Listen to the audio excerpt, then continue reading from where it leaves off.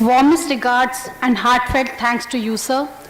One seldom comes across person of such stature. Chief guest of the program, Professor R.K. Khandal, is the Vice Chancellor of UPT Lucknow. Thank you madam, thank you very much. बहुत बोलने का मन कर रहा है madam इतना सुनने के बाद।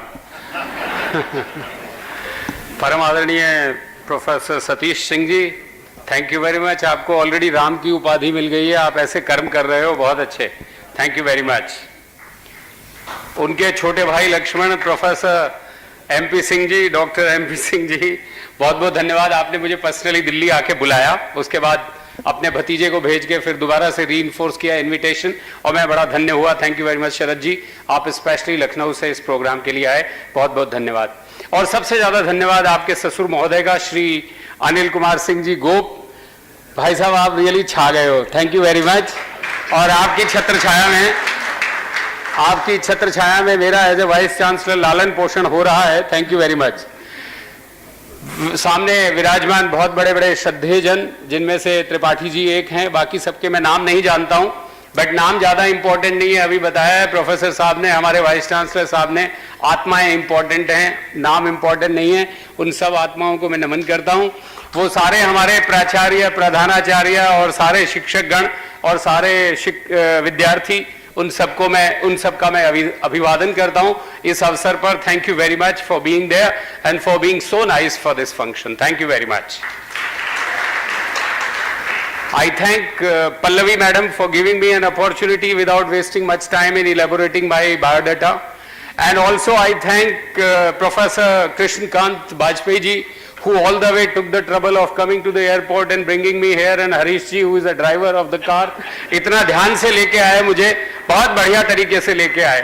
रास्ते में जब हम आ रहे थे तो बड़ी अच्छी वार्ता हुई हमारी।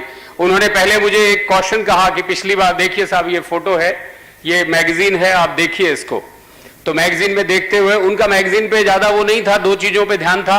एक ये कि इस मैगजीन में सारे फोटो मेरे खींचे गए हैं, और दूसरा ये कि ये भट्ट जी आए थे लास्ट फंक्शन में। मतलब ये बता दिया कि देखिए ये फंक्शन कोई छोटा मोटा नहीं है जिसमें आप एज ए चीफ गेस्ट जा रहे हो, इस फंक्शन में भट्ट जी आ चुके हैं।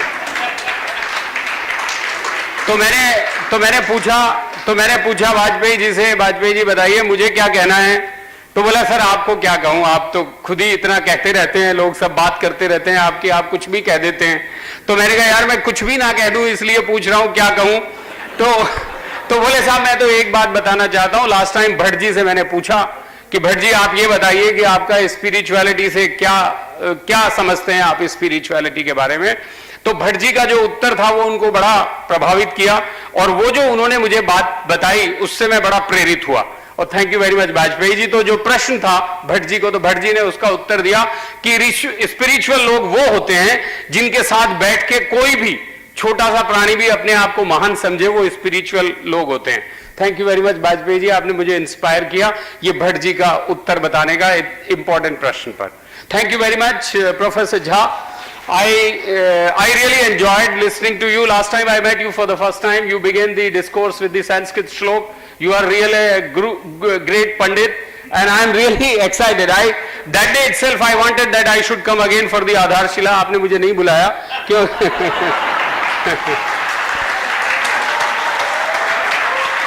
कोई दिक्कत नहीं है, लेकिन ईश्वर ग्रेट है, जिसको भी आप कह लीजिए, परमात्मा कह लीजिए, कुछ भी कह लीजिए, वो ग्रेट है। और मैं सबसे ज्यादा सौभाग्यशाली हूं, वहां नहीं बुलाया तो मैं यहां आ गया, चाहो या नहीं चाहो मैं आ गया।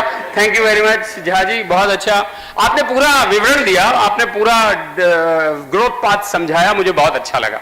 मुझे बहुत अच्छी बात लगी कि आपने किस तरीके से सेंटर ऑफ स्पिरिचुअलिटी की यहां स्थापना की।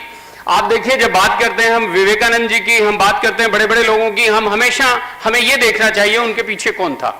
विवेकानंद जी जितनी बड़ी विभूति थे और जितनी पुण्य आत्मा और परमात्मा के बहुत क्लोज थे, उसके पीछे किसका हाथ था? महाराजा ऑफ खेतड़ी।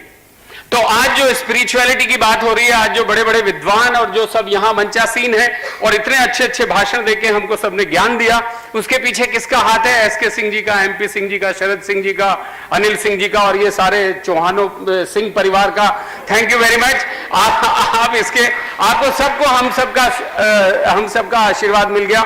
धन्यवाद मिल गया, मैं अभिनंदन करता हूं आपका। प्रोफेसर संदीप सिंह, आपने एक बात बताई जो मुझे बहुत अच्छी लगी। आपने कहा सामंजस्य कैसे करें मटेरियलिज्म का और स्पिरिचुअलिज्म का। सामंजस्य की आवश्यकता ही नहीं है। जब हम स्पिरिचुअलिज्म की बात करते हैं तो यह प्रश्न ही नहीं उठता कि मटेरियलिज्म का क्या करें। मटेरियलिज्म तो अपने आप स्वतः ही समाप्त हो जाता है, वो एग्जिस्ट ही नहीं करता। मैं इतना सौभाग्यशाली हूं माय डियर फ्रेंड्स कि जिस होटल में मैं रुका हूं उसमें बहुत सारे लोग रुके होंगे, देश विदेश से इतने सारे लोग आए होंगे, उनको सबको बड़ा अच्छा लगा होगा उस होटल में रुकना। लेकिन मेरे जैसा सौभाग्यशाली वहां कोई भी नहीं था जिसको प्रोफेसर वाजपेयी ने कल रात को लाहौरिया बीर से वो दूध लाके दिया, मलाई वाला, रात को। मैं रियली, तो आप ये बताइए संदीप सिंह जी, आपने कहा कि साहब मटेरियलिज्म और स्पिरिचुअलिज्म, अब वो उसको दूध को आप मटेरियल समझेंगे या पुण्य कृष्णकांत वाजपेयी जी की आत्मा का मेरे लिए आशीर्वाद समझेंगे। जब आप स्पिरिचुअलिज्म में चले जाते हैं तो मटेरियलिज्म अपने आप समाप्त हो जाता है। और मुझे बहुत अच्छा लगा जब मैं सुन रहा था प्रोफेसर सिंह को, जो नेपाल में इतना अच्छा काम कर रहे हैं, और मुझे बता रहे थे कि साहब, नहीं बता नहीं रहे थे, मैंने ओवर हियर किया, वाजपेयी जी उनसे कह रहे थे कि यार तुम वाइस चांसलर क्यों नहीं बन जाते हो। ये जो वाइस चांसलर होते हैं ऐसे प्राणी होते हैं, बड़ी डिफरेंट किस्म की रेस होती है ये। और मुझे भी आज से 2 साल पहले ये बनने का मौका मिला, मैं बड़ा धन्य समझता हूं अपने आप को। आशीर्वाद है प्रोफेसर बीपी सिंह जैसे महापुरुषों का कि मैं वाइस चांसलर बना। तो सिंह साहब कह रहे थे कि मेरा टेम्परामेंट नहीं है। अब पता नहीं, मुझे अर्थ नहीं समझ आया क्या मतलब है टेम्परामेंट का इनसे, कि जब उनकी इतनी प्रशंसा हो रही है, भाई इतने अच्छे हो तो वाइस चांसलर बन जाते, तो कहते हैं मेरा टेम्परामेंट नहीं है। इसका मतलब ये मतलब कंसीडर नहीं करते कि वाइस चांसलर भी बनने लायक कोई चीज होती है। Thank you.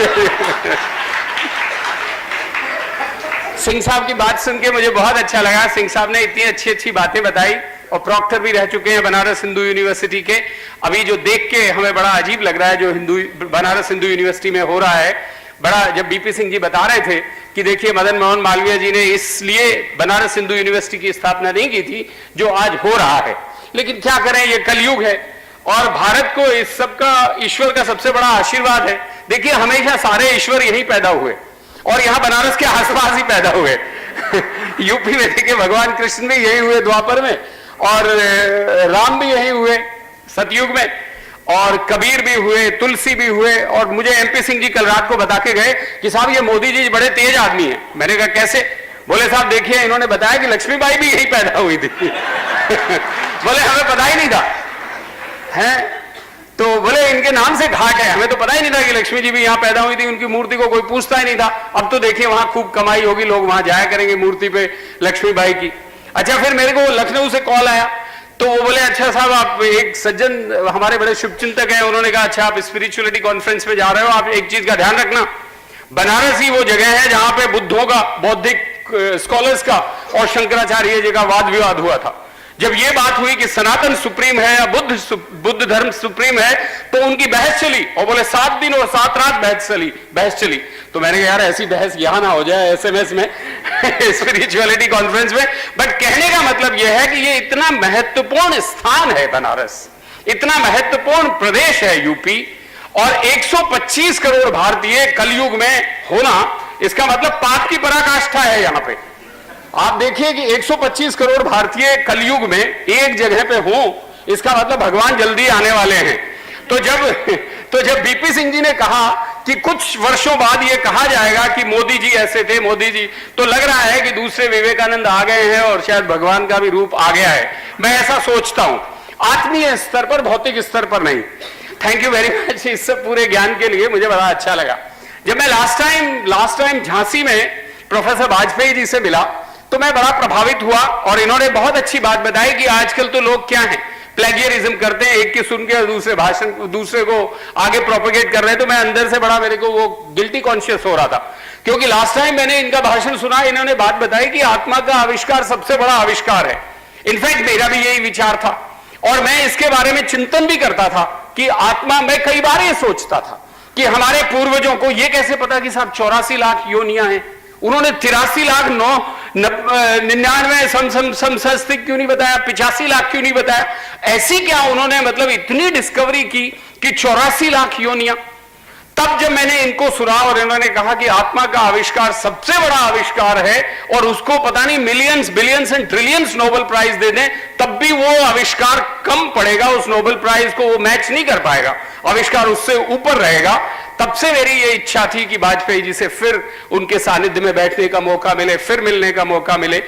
तो कल जब एयरपोर्ट पे हम दोनों मिले तो मैं धन्य हो गया, एक ही फ्लाइट में। और धन्य इसलिए कि ये मेरे पीछे नहीं थे, ये मेरे आगे थे। तो मुझे लगा कि भाई देखिए भक्त जो है वो पहुंच गया दरबार में। तो मैं पहुंच गया वाजपेयी जी के पास और मैंने अपने आप को इंट्रोड्यूस किया। बोले हाँ हाँ, अब ध्यान आया, मैं भी सोच रहा था कि इस प्राणी को कहीं देखा है, ये है कौन? तो मैंने कहा सर मैं आप ही का बस शिष्य हूं और आपसे आशीर्वाद लिया था लास्ट टाइम, अब दोबारा आशीर्वाद लेने आ गया। आप सेल्फिश समझ लीजिए बट आशीर्वाद तो मिल गया मुझे। अच्छा, मैं शगुन में बहुत विश्वास रखता हूं। तो मुझे जब मैं आ रहा था एयरपोर्ट पे तो सबसे पहले मुझे चोट लगी इस उंगली में। मेरी जो ट्रॉली थी, वो ट्रॉली पहली बार मैंने वो ट्रॉली वाली वो पर्टिकुलर सूटकेस रखा मैंने, क्योंकि मेरा जो रियल सूटकेस जिसके साथ मैं ट्रेवल करता हूं वो लखनऊ में रह गया। अच्छा, हमारे सर्वेंट ने सामान पैक किया, उसने देखा कि सूटकेस की साहब को जरूरत नहीं है, एक दिन के लिए जा रहे हैं बनारस और एनीवे मैडम मिलने वाली है घंटे भर के लिए वहां एयरपोर्ट पे, तो मैडम अपना सूटकेस ले आएंगे सर के लिए। तो साहब वहां जब मैं एयरपोर्ट पे पहुंचा तो मिसेस खांडल बोलती है कि वो कहाँ है, आपका सामान कहाँ है? मैंने कहा सामान तो नंद किशोर ने यही रख दिया। बोले वो कहाँ है, बैग कहाँ है? मैंने कहा बैग नहीं है। तो वो मुझे घर ले गई और फिर वो बैग दिया मुझे। अब एयरपोर्ट पे जब मैं वो खोला तो मुझे बड़ी जोर से चोट लगी उसके वो खींचने में ना, ट्रॉली में। मैंने कहा यार ये कितना डिजाइन फॉल्ट है, बट उससे भी ज्यादा मुझे लगा बड़ा अपशगुन हो गया साहब। एक तो ये अपशगुन हो गया कि अटैची वहां रह गई लखनऊ में, और दूसरा ये कि ये चोट लग गई। फिर भी कोई बात नहीं, फ्लाइट टाइम से थी और मैं टाइम से पहुंच गया एयरपोर्ट पे, थोड़ा समय था उसके बाद, तो मुझे लगा शगुन ठीक ही है। फिर जब सर मिल गए तो मैंने कहा यार शगुन तो 100% ठीक है। तो जैसे ही बस में गए तो मैंने हैंडल पकड़ा और जैसे होता है कि जोर से गाड़ी चलती है तो आपका, तो मुझे बड़ी जोर से चोट लगी साहब यहां पे। तो चोट लगी तो मैंने कहा यार ये फिर शगुन मुझे लगता है ठीक नहीं है। तो फिर वाजपेयी जी बोले अच्छा आपको चोट लग गई, कष्ट हुआ? मैंने कहा जी देखिए कष्ट का तो ऐसा है, दो प्रकार के कष्ट होते हैं। जैसे वाइस चांसलर होते हैं अपने आप को गुरु द्रोणाचार्य के वंशज समझते हैं, हर चीज पे प्रचार शुरू कर देते हैं। हमने भी मतलब इतनी घृष्टता की सूरज के सामने दीपक दिखाया और कष्ट के बारे में बोलने लगे कि सर दो प्रकार के कष्ट होते हैं, एक तो प्रारब्ध का कष्ट होता है और एक स्वयं क्रिएटेड कष्ट होता है। अब ये पता नहीं प्रारब्ध का है कि स्वयं क्रिएटेड है, लेकिन हुआ हमारे हाथ से है और इसमें डिजाइन फॉल्ट है। और यहां भी इन्होंने हमारी कमी पकड़ ली कि देखो डिजाइन करते हैं तो डिजाइन नहीं दिखता है इनको, सावन के अंधे को हरा ही हरा नजर आता है, इनको भी डिजाइन ही दिखता है। Thank you very much sir. कष्ट से माय डियर फ्रेंड्स स्पिरिचुअलिटी का इतना अच्छा संबंध है। और मैंने सर को बताया, मैंने कहा सर कि जब शरीर को कष्ट होता है तो आत्मा की शुद्धि होती है। और ये ज्ञान मुझे प्राप्त हुआ जब मैं महाभारत सीरियल देखता था, तो मुझे इस बात का ज्ञान हुआ कि कितनी बड़ी बात है और उसको हम कितना छोटा मानते हैं। और अगर हम इसको दूसरे रूप में देखें कि कितनी छोटी सी बात है जिसके महान उपयोग और महान उसके परिणाम हैं, उसको हम समझ ही नहीं पाते हैं। बिड़ला जी जो थे वो ये कहते थे, और उस बात को मैं हमेशा अपने मन में याद रखता हूं कि जब छोटी छोटी चीजें मिलके बहुत बड़ी चीज बनती हैं, जब एक एक बूंद डाल के घड़ा भरता है, और घड़ा भरना कोई छोटी बात नहीं होती, तो वो छोटी बूंद छोटी कैसे हो सकती है? तो ये जो छोटे छोटे कष्ट काया के अगर आपने लिए हैं, प्रारब्ध के हैं, उसमें तो आपका कोई वश नहीं है, लेकिन यदि वो आपके अपने क्रिएटेड हैं तो अपनी आत्मा की शुद्धि कर रहे हो। तो माय डियर फ्रेंड्स, प्रारब्ध और कर्म दोनों का रिलेशन है स्पिरिचुअलिटी से। अब देखिए प्रारब्ध में मोदी जी चाय बेचने वाले रेलवे स्टेशन पे चाय बेचते थे। प्रारब्ध में उनके काउंटर पार्ट बड़े बड़े नेताओं के घर में जन्म लिया उन्होंने, उनका प्रारब्ध था। उनका प्रारब्ध था कि वो नेताओं के, प्रधानमंत्रियों के, मंत्रियों के घर में जन्म लिया उन्होंने, लेकिन उनके कर्म ऐसे थे कि आज उनको कोई पूछता भी नहीं। लेकिन प्रारब्ध मोदी जी का यह था कि उन्होंने चाय बेची स्टेशन पे, लेकिन आज उनको सब पूछते हैं। ये स्पिरिचुअलिज्म है, ये आपके कर्म हैं जो आपको महान बनाते हैं। और कर्म आप कैसे करते हो, स्पिरिचुअलिटी अचीव कैसे करें, उसके सिर्फ दो तरीके हैं। एक तरीका ये समझ लो कि स्पिरिचुअलिटी शब्द जो है वो स्पिरिट से है, आपकी आत्मा से जुड़ा हुआ है। और किसी व्यक्ति ने मुझे एक बार फ्लाइट में बताया कि देखिए ईश्वर की माया देखिए, हम लोग 700 बिलियन हैं इस धरती पे, सॉरी हम लोग 7 बिलियन हैं इस धरती पे, और जस्ट इमेजिन कि हर एक के फिंगरप्रिंट्स डिफरेंट हैं, लेकिन सब में आत्मा एक है। यथा पिंडे तथा ब्रह्मांडे, सबकी आत्मा एक है। And that is the principle of spirituality in Indian culture, unitarism with universalism. तो फिर मैंने अपने एक स्टूडेंट को बोला कि भाई जब सिंह साहब मुझे बुलाने आए कि आपको इनॉग्रेट करना है, तो मैंने कहा थोड़ा सा तैयार कर लेते हैं भाई, थोड़ा नेट सर्च कर लेते हैं, थोड़ा लिटरेचर, जैसे आजकल है कॉपी कट पेस्ट चलता है, प्लेगियरिज्म का बड़ा जमाना है, कलयुग है। तो मैंने कहा यार बताओ कि स्पिरिचुअलिटी की परिभाषा क्या है। तो मेरे स्टूडेंट ने मुझे बताया कि सर स्पिरिचुअलिटी की तो कोई परिभाषा ही समझ नहीं आ रही। मैंने कहा क्यों? बोले 17वीं शताब्दी में कुछ थी, 18वीं में कुछ है, 19वीं में कुछ हो गई। और मैंने कहा अब कौन सी है? बोले अब ले देके इनको अंग्रेजों को समझ आया है कि जो भारतीय कहते हैं वही स्पिरिचुअलिटी की परिभाषा है। बोले साहब पहले हम ये समझते थे कि spirituality means transformation, spirituality means only those people who follow Christ, but now we have understood that spirituality is something beyond it. Spirituality is something very very big, और परमात्मा के छोटे छोटे अंश हैं जो एक दूसरे से भिन्न हैं, भिन्न भिन्न क्रियाएं करते हैं, भिन्न भिन्न रूप में एग्जिस्ट करते हैं, ये स्पिरिचुअलिटी है। तो मुझे बड़ा आनंद हुआ। और दोस्तों जब आनंद की अनुभूति होती है तो आप डिफरेंट वर्ल्ड में चले जाते हैं। आपको एक किस्सा सुनाता हूं, 26 जनवरी का, जिसपे वाइस चांसलर को झंडा फहराना होता है। तो 8:30 बजे झंडा फहराने का अवसर था। उससे पहले मैं सुबह 5 बजे उठ जाता हूं बड़ों के आशीर्वाद से और पूर्वजों के किए हुए कर्मों की कृपा से, पितरों की कृपा से सुबह टाइम से उठ जाता हूं। मैं तैयार होकर मैं जॉगिंग पे चला गया, और जब मैं जॉगिंग पे जाता हूं तो रेडियो सुनता रहता हूं। तो सुबह सुबह आते हैं गीत, माय डियर फ्रेंड्स, भजन आते हैं।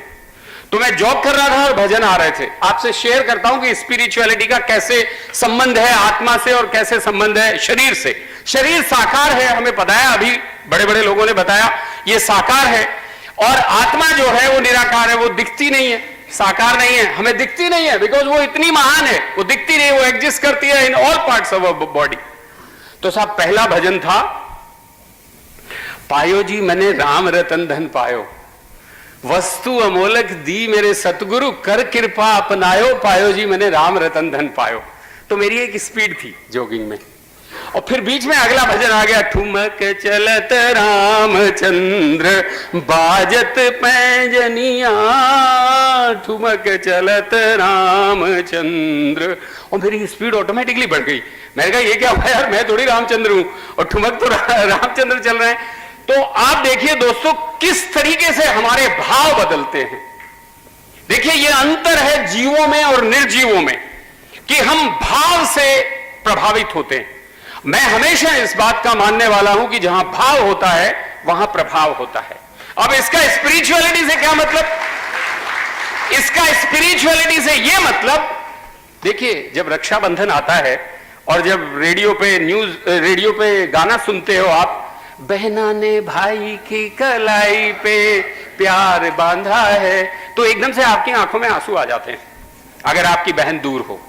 मुझे याद है इंग्लैंड में मैं था और मैंने वो फिल्म नाम देखी, इंग्लैंड में देखी, बिकॉज वहां पे ये होता था कि भाई है, तो उसमें एक गाना था, चिट्ठी आई है ओके बड़े दिनों के बाद, हम बेवतनों को याद वतन की आई है। अब वहां हम लोग 10-12 बैठे थे उस घर में और सारे रो रहे थे। ये भाव है माय डियर फ्रेंड्स, ये आत्मा का भाव है जो शरीर में टपकता है, जो शरीर प्रदर्शित करता है। हम ऐसा भाव बना लें, हम ऐसा भाव बना लें जिसमें दूसरी आत्माएं हमारे आसपास हैं, उनके प्रति सम्मान हो, उनके प्रति झुकाव हो, उनके सामने नमन हो, तो हम परमात्मा के थोड़ा नजदीक पहुंच जाते हैं, जो मोदी जी कर रहे हैं।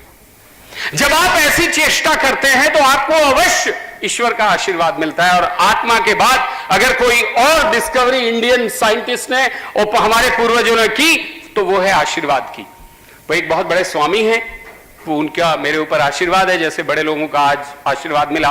बीपी सिंह जी ने डांट दिया मुझे, क्या कर रहे हो आप वाइस चांसलर बैठ के, जाओ और ये करो और इनको पैसा दो। इनको ये नहीं पता कि यही पैसा देते हैं यूनिवर्सिटी को, ये तो दाता है। हम तो भिक्षुक हैं, हम तो भिक्षुक हैं। अच्छा फिर देखिए उन्होंने डांट दिया उनको भी कि आप 10 साल से वाइस चांसलरी कर रहे हो, आप जाओ, मोदी जी को जरूरत है आपकी। मोदी जी को तो आपकी जरूरत है बीपी सिंह जी। क्योंकि आप तो वाइस चांसलरों को भी सीधा कर सकते हो, बाकियों की तो बात छोड़ो, तो आप मोदी जी के बहुत सही रहोगे। लेकिन देखिए वाजपेयी जी भी कम नहीं है, उन्होंने कह दिया आपको हमारी चिंता करने की आवश्यकता नहीं है, हम सक्षम हैं, हम अर्थशास्त्री हैं, हम वाइस चांसलर भी ठीक से करते हैं, अर्थशास्त्री भी ठीक से कर रहे हैं, और थोड़ा सा हमारा रिकमेंडेशन कर दीजिएगा, नाम बता दीजिएगा मोदी जी को, वहां भी अच्छा करेंगे। और आप दोनों से निवेदन है हमारा भी नाम बता दीजिएगा।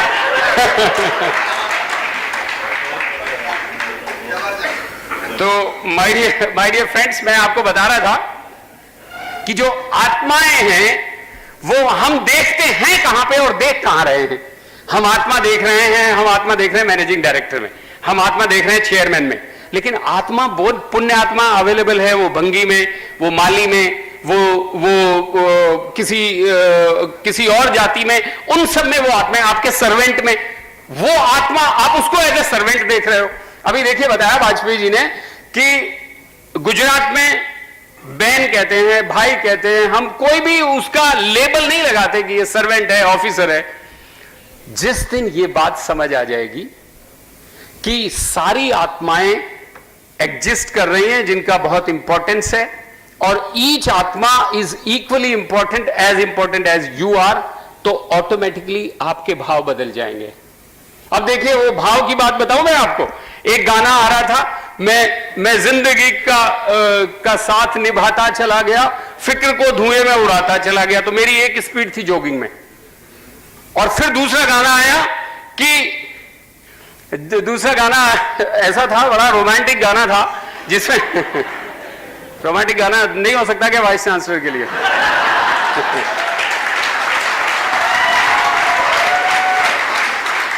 ये कली जब तलक फूल बन के खिले, इंतजार इंतजार इंतजार करो। अच्छा मैं आपको क्यों बता रहा हूं, मैं गाना नहीं गा रहा हूं, मैं आपको एक बात बता रहा हूं, गाते हुए भी कह रहा हूं कि गाना नहीं गा रहा हूं, वो ये बता रहा हूं आपको कि उसमें मैं इतना बह गया, मुझे पता नहीं चला कि 45 मिनट की जॉगिंग हो गई और मैं थक गया हूं। आप देखिए किस तरीके से भाव का इंपॉर्टेंस है, और वही भाव मोदी जी में है। जब वो ये समझते हैं कि मैं इसकी सेवा कर लूं, मैं उसकी सेवा कर लूं, मैं उसकी सेवा कर लूं, वो थकते ही नहीं। कल रात को मैं पहुंच गया था करीब 7, साढ़े 7, पौने 8 बजे के करीब हम लोग चेक इन कर गए थे। तो रात को मेरे पास सोने से पहले 2 घंटे का समय था, तो मैंने टेलीविजन देखा, आपके साथ शेयर करता हूं और स्पिरिचुअलिटी से आपको जोड़ने की उससे कोशिश करता हूं। पहला प्रोग्राम था कि मैंने CNN लगाया, तो उस पर कार्यक्रम आ रहा था बराक ओबामा। मैं बराक ओबामा का बड़ा फैन हूं। जब लास्ट टाइम जब इलेक्शन हो रहे थे तो मैं फॉर्चुनेटली ईश्वर की कृपा से और पितरों के आशीर्वाद से अमेरिका में था, और वो भी न्यूयॉर्क और वॉशिंगटन में 15 दिन के लिए था, जब दोनों के भाषण चलते थे, ओबामा के और उनकी वाइफ के, मिशेल के। माय डियर फ्रेंड्स, जब बराक ओबामा बोलता है तो लोग पागल हो जाते हैं, ऐसा भाव क्रिएट हो जाता है, चाहे वो किसी भी कास्ट के हों, किसी क्रीड के हों, किसी एज के हों, किसी बैकग्राउंड के हों, किसी रीजन के हों, किसी कंट्री के हों, एकदम से पागल हो जाते हैं, जाके वोट डाल देते हैं, उसको दोबारा से प्रेसिडेंट बना दिया। फिर उन्होंने ये सोचा, सारे मीडिया में ये आ रहा था कि पहली बार मिशेल को बोलना था, तो उन्होंने सोचा कि ओबामा तो ऐसा बोलते हैं, मिशेल कैसा बोलेंगी, तो उनका बैकग्राउंड स्पीचेस निकालने लगे, वहां ऐसा बोली थी, वहां ऐसा बोली थी, तो इसमें कैसा बोलेंगी। अच्छा मेरी एक मीटिंग थी UN में, तो मैं उनसे प्रार्थना कर रहा था, यार जल्दी करो, मुझे मिशेल का भाषण सुनना है। फॉर्चुनेटली वो मीटिंग जल्दी खत्म हो गई, मैं मिशेल का भाषण सुना। माय डियर फ्रेंड्स, मिशेल का भाषण ओबामा के भाषण से भी ऊपर था। तब मुझे पता चला कि किसी सक्सेसफुल पुरुष के पीछे वाकई में एक सक्सेसफुल नारी का हाथ है। तो कल जब मैं ओबामा जी को सुन रहा था, तो कल बहुत बड़ा अनाउंसमेंट ओबामा जी ने किया, and that is related to immigration. उन्होंने सारी अपनी कंडीशंस और टर्म्स इमिग्रेशन के रिलैक्स कर दिए, और रिलैक्स ऐसे कर दिए कि जो व्यक्ति 5 साल से ज्यादा अमेरिका में है ऑलरेडी और इलीगली रह रहा है, तो उसको बाहर नहीं निकाला जाएगा, देश निकाला नहीं दिया जाएगा। तो उसके पास बहुत बड़ी बहस हो रही थी। तो मैं जस्ट ये सोच रहा था कि देखो, एक तरफ तो ये ऐसी पुण्य आत्मा है जिसने लाखों साउथ अमेरिकन का, कुछ हजार इंडियंस का और कुछ हजार ऑल्सो जो illegally immigrant from Bangladesh, Pakistan etcetera etcetera, कितना उपकार कर दिया। बट इमीडिएटली उसके बाद बहस चल रही थी टीवी पे, और बहस ये चल रही थी कि ये क्या मतलब उन्होंने अपना कर्जा उतार दिया साउथ अमेरिकन का। तो मैं ये सोच रहा था कि एक तरफ तो वो आत्मा है, एक तरफ ये आत्मा है जो उसको क्रिटिसाइज कर रहे हैं कि उसने अपना कर्जा उतार दिया क्योंकि उन्होंने वोट दिया था। आई वॉज रियली वंडरिंग कि क्या हो रहा है ये। दूसरा समाचार माय डियर फ्रेंड्स, स्पिरिचुअलिटी से रिलेटेड और एजुकेशन से रिलेटेड एक छोटा सा न्यूज आइटम था about a village in Sikar in Rajasthan.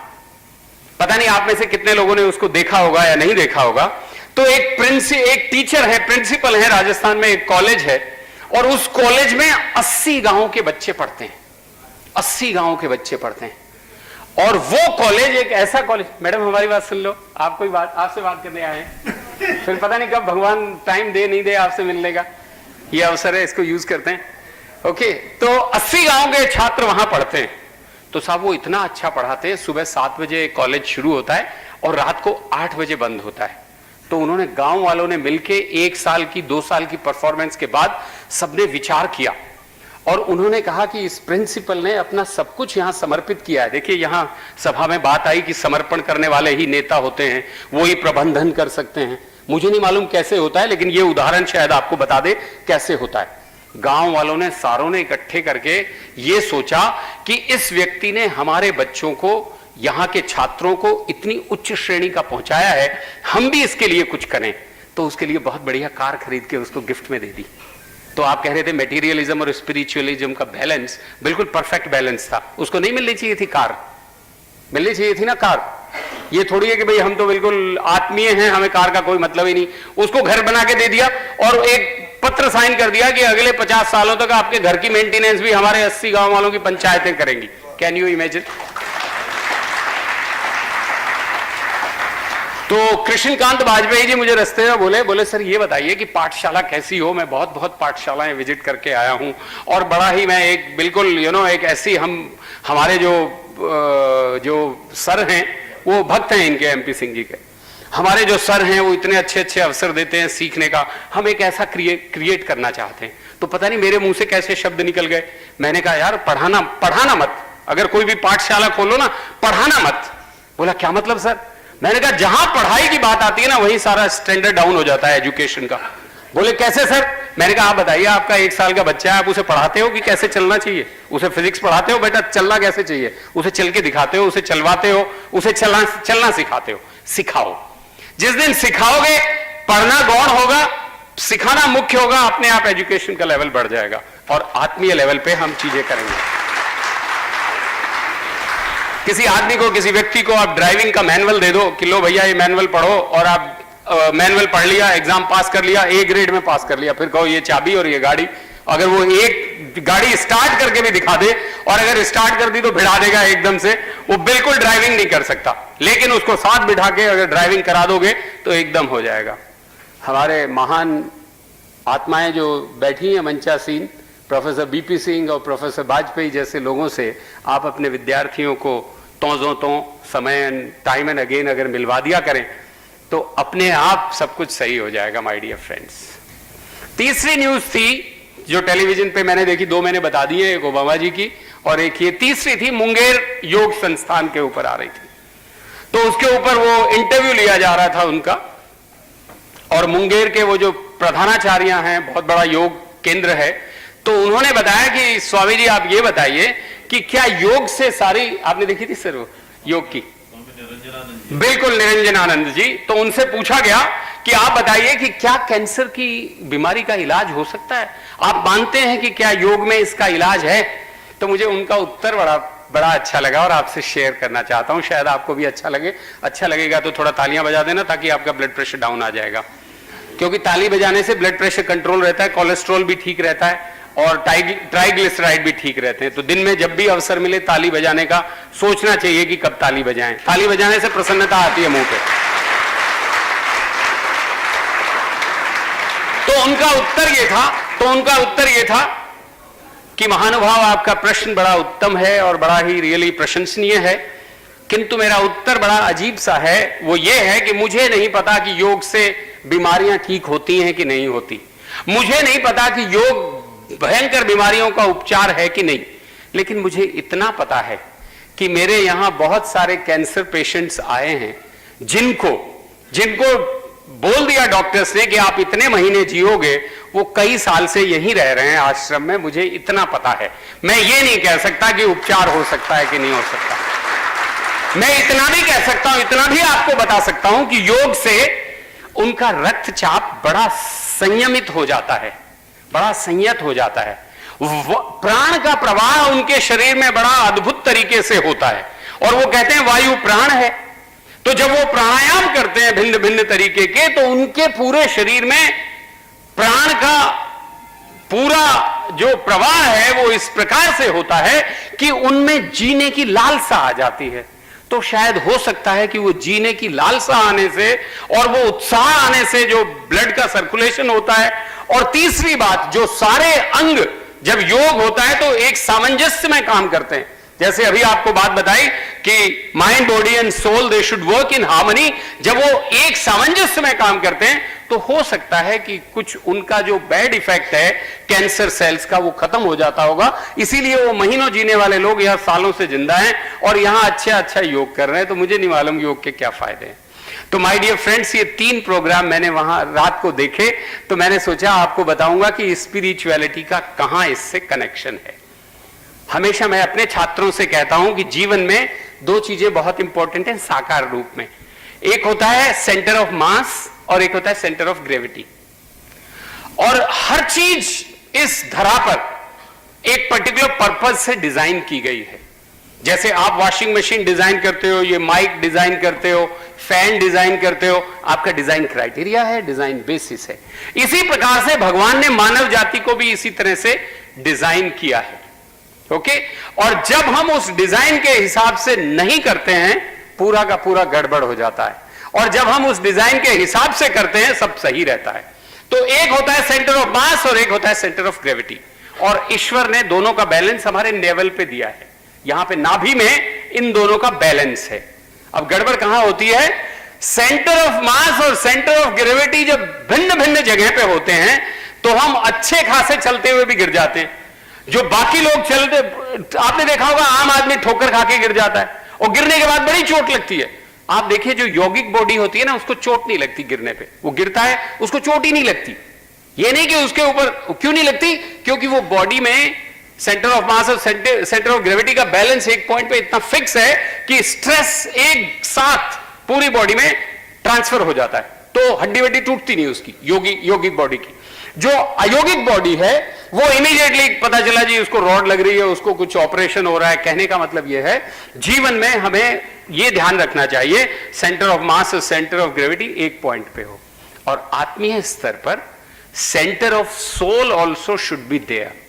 The moment you have all the 3 at one place, center of soul, center of mass, center of gravity, then nobody can touch you. And दूसरी बात, बड़े वो होते हैं जो दूसरों को सम्मान और दूसरों को बड़ा मानते हैं, दूसरों को सम्मान देते हैं। जिस दिन आज मोदी जी के कहने से इतने बड़े राष्ट्र का राष्ट्रपति बराक ओबामा, कोई पत्र नहीं गया। देखिए अमेरिका के साथ हमारी डिप्लोमेसी कैसी थी, जब तक डिफरेंट लेवल्स की बातें ना हो पहुंचती नहीं थी प्रेसिडेंट तक।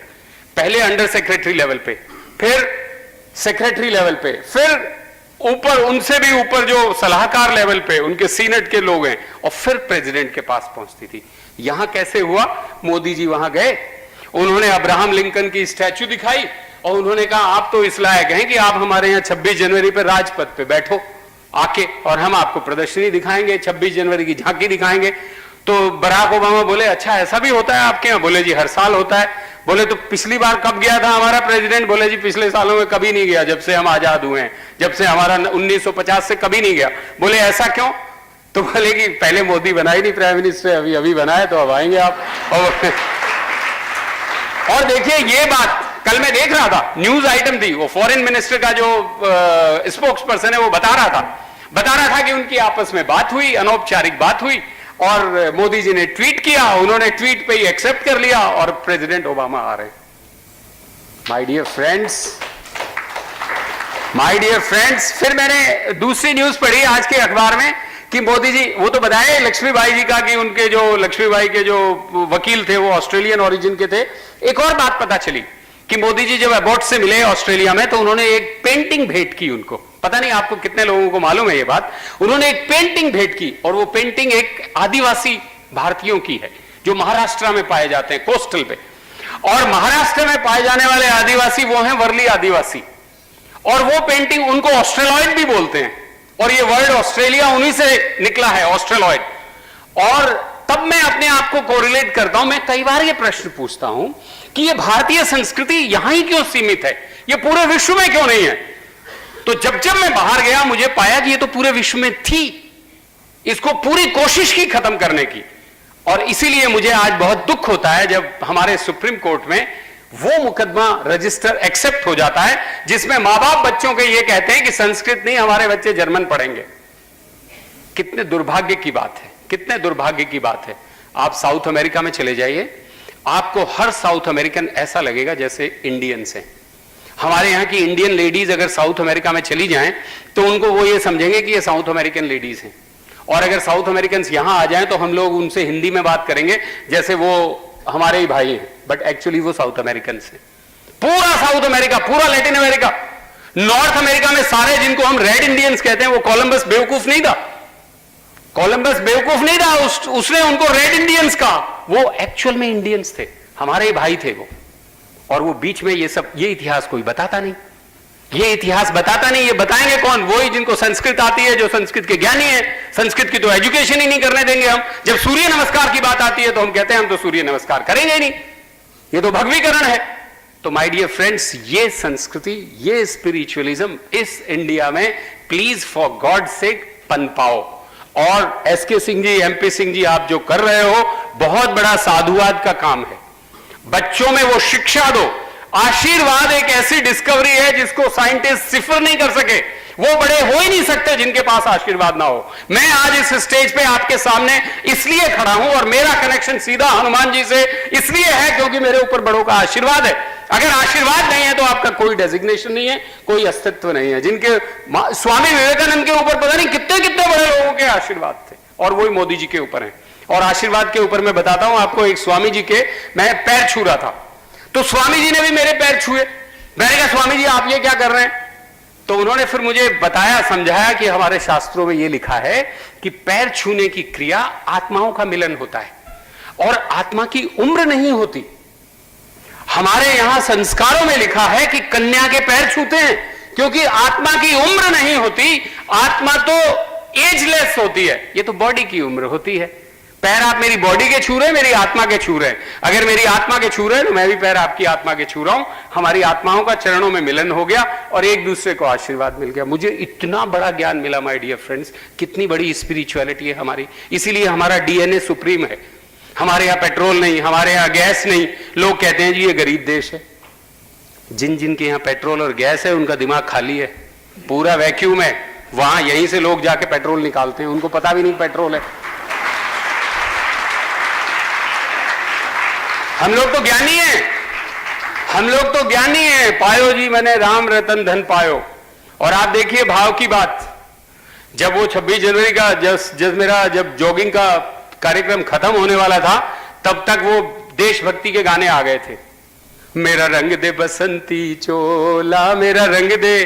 तो मेरी स्पीड मतलब मुझे याद ही नहीं था, मैं थक गया हूं। क्योंकि शरीर जो होता है देखिए 3 स्तर पर होता है, एक शारीरिक स्तर पर, एक सेलुलर स्तर पर, एक मॉलिक्यूलर स्तर पर।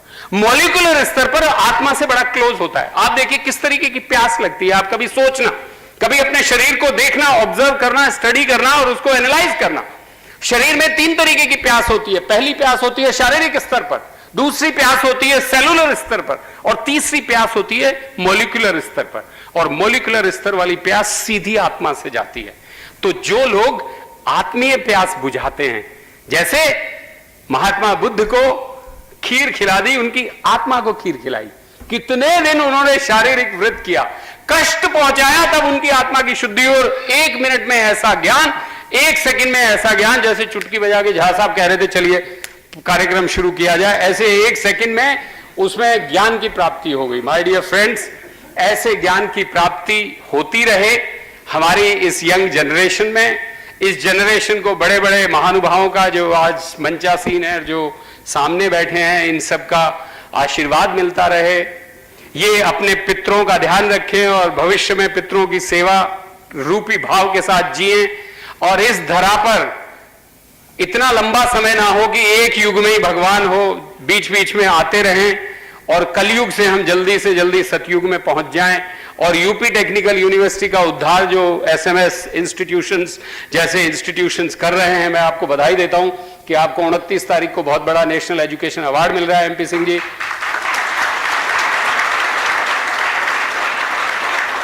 हमारी यूपी टेक्निकल यूनिवर्सिटी एक विचित्र यूनिवर्सिटी है, एफिलिएशन का काम है इसका, लेकिन हम उसको रेजिडेंशियल बनाने की कोशिश कर रहे हैं।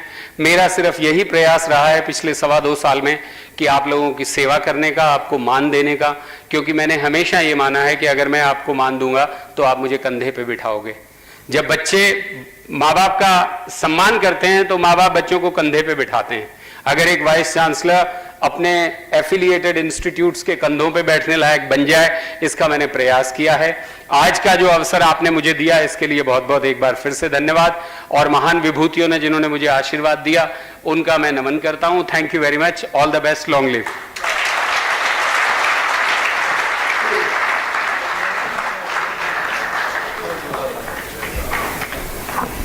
Thank you so much, sir, for the kind words. We now proceed further to the formal release of conference souvenir.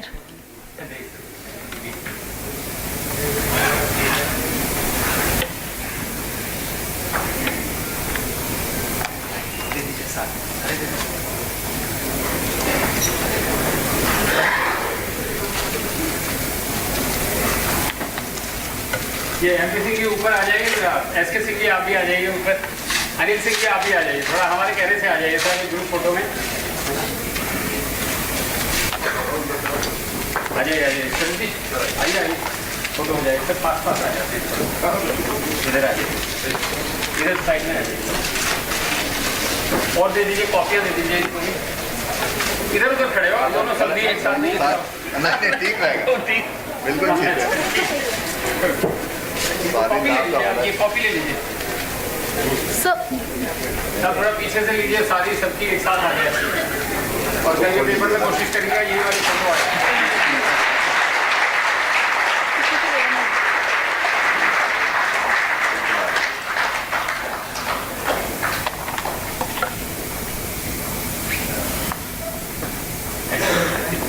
thank you so much, gentlemen.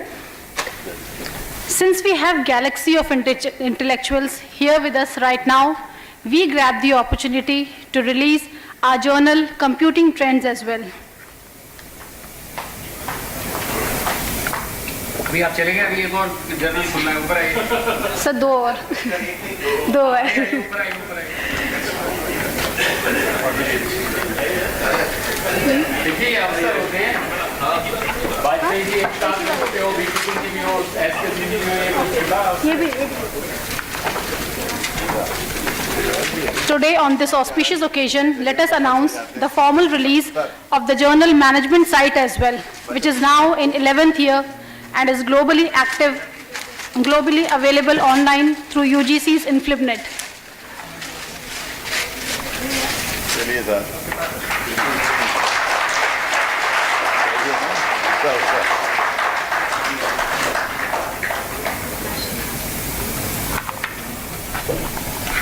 Thank you thank you thank you. और कोई है नहीं sir, felicitation sir, दोनों अभी और रुकिए, आप थोड़ा नहीं सर, दोनों का नहीं नहीं, आपके कहने से ही जाएंगे। सर, दोनों दे दिया था एक साथ। हो गया। दोनों दे सारे इंस्टीट्यूट ऐसे हैं, आप खाली यही देखा, बाकी दिखाऊंगा मैं आपको एक से एक 30 बार। बिल्कुल बिल्कुल सर, अब आपसे मिलना हुआ है आपको। हमारा एक एक इंस्टीट्यूट एक एक हीरा है। हो गया, और ये यूपीटीयू हीरो भी खान है। आइए, हो गया सर, दूसरा कुछ होने जा रहा है। हो गया, हो गया, दोनों हो गया। Very good, give a big hand to all of them.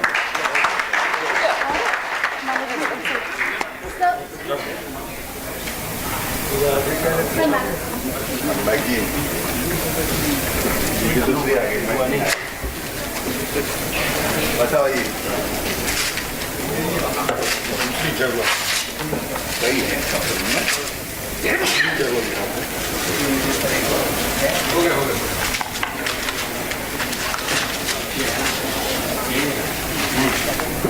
गया, सबके हाथ में है, पी लीजिए सब।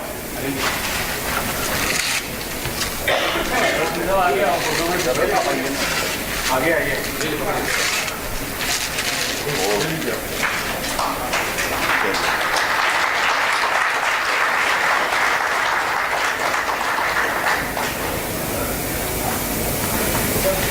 Thank you. ये सारी फोटो दे देना यार, आप रखना मत प्लीज, पाप लगेगा, पाप लगेगा अगर फोटो नहीं दोगे। फोटो आशीर्वाद भी चाहिए ना।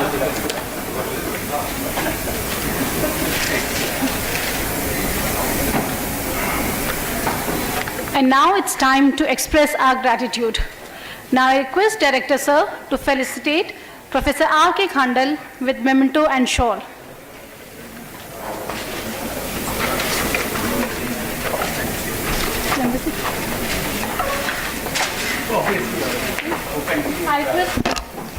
I request MP Singh Sir to felicitate Professor R.K. Khandal.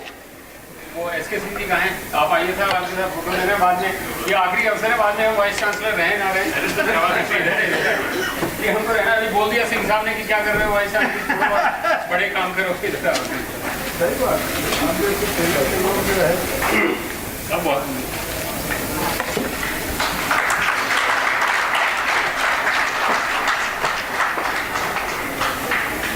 Very good. अब बिल्कुल ठंड नहीं लगेगी, अब आत्मा को शांति मिलती है। जब तक ये भौतिक बात नहीं आता, आत्मा को शांति मिलती है। कलयुग है ऐसा।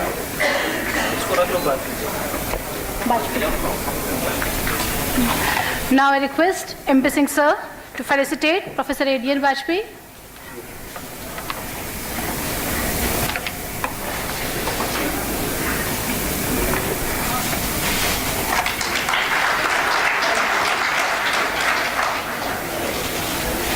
उधर वाले पे इधर है।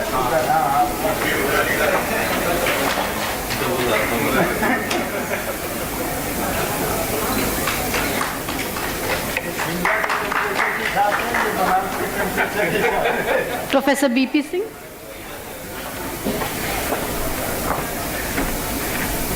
Big hand to Professor B.P. Singh.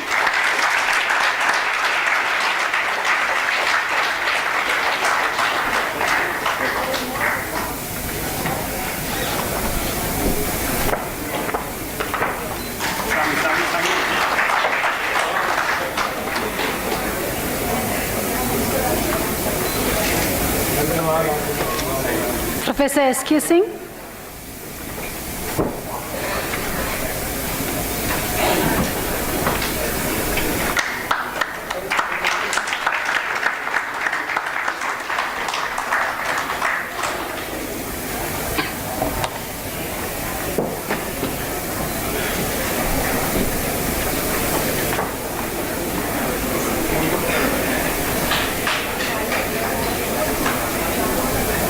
Thank you, sir. Once again, I call upon conference convener, Mr. Sandeep Singh, for vote of thanks.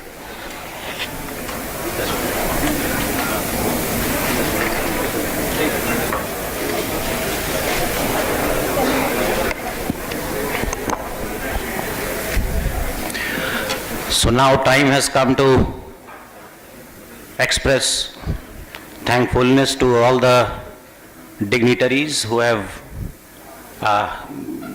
given their opinion. They have shed light on the topic of the conference. I express my deep sense of thanks to Professor A.D.N. Vajpayee ji and Professor Khandal ji. Today we got two perspectives, one metaphysical and second from the common man perspective. So that the combination of Professor Vajpayee and Professor Khandal was excellent. One, we got the metaphysical dimensions, and from second, we got the common man perspective. I also express my thanks to Professor B.P. Singh ji, who has always guided us, supported us, and he has always been a source for inspiration for us, and today he is present here. He has expressed his opinion. I, on behalf of the Institute, express my thankfulness. I also express my thanks to Professor S.K. Singh ji, who has come right from Nepal for this conference, and it is his greatness. I express my thanks to all the guests, participants, my colleagues, media persons, and my dear students. For last few days, rather I would say for last few months, we were extremely busy in organizing this program, and many people, they have really contributed a lot, including my team of Center for Spiritualism, Mr. Rishi Raman Singh ji, Mr. Anindo Bhattacharya ji, Mr. Sunit Kumar Mishra, Mr. Amit Kishore Sinha, then the joint secretaries of the conferences. So it was really a team effort, and I from core of my heart, I express my thanks to all my colleagues, all my non-teaching staff, our peons who have done excellent work to make this program success. Once again, thank you all.